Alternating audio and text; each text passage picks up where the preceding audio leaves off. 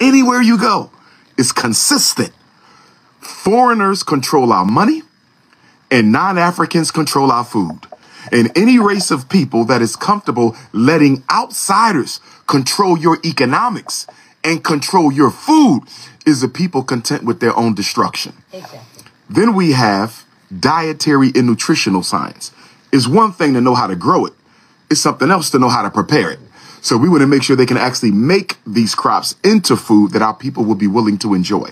Then we have economic and financial science, understanding the rules of money. One of the big problems we have in the States, we have it in Canada, we have it in the UK, South America, and I'm sure it's an issue here in the Caribbean, as creating a monopoly in these trades by non-African communities who are going to dictate the building industry for the next 50 to 100 years, while we get degrees, many of which are practically useless after we get out of college. I'm not against college. I have 6 degrees, but they have to be relevant degrees. Too many of our children are racking up loan debt, hundreds of thousands of dollars with a degree that will not help them pay it back. Then we have spiritual science.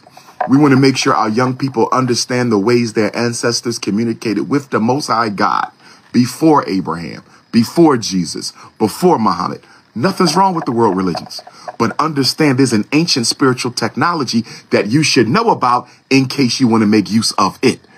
And the final one is science of the black man, woman, and child, the family. We want to make sure our young men understand you have an obligation to produce family with a black woman, by the way. As Pan-Africanists, we do not support interracial relationships, although we respect everybody's relationship. And the reason we don't is so many black women in the diaspora will never get a husband because of the miseducation, because of the mass incarceration, because of the fratricide, because of the poor health, because of the mental illness of black men. A lot of our women will never get a husband. As black men, as the keepers of the culture, we got to be committed to the black woman, because if we're not, no one else is. That is not to deride or dismiss anyone who's in an interracial relationship. But for our children, we want them to understand the importance of being loyal to your own woman and being loyal to the black woman unapologetically. Amen.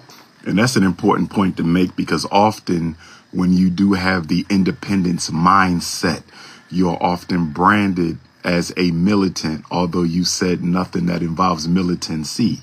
You are branded as a hater or a racist, although you said nothing racist at all. I think the control of free thought is a very real issue in African communities.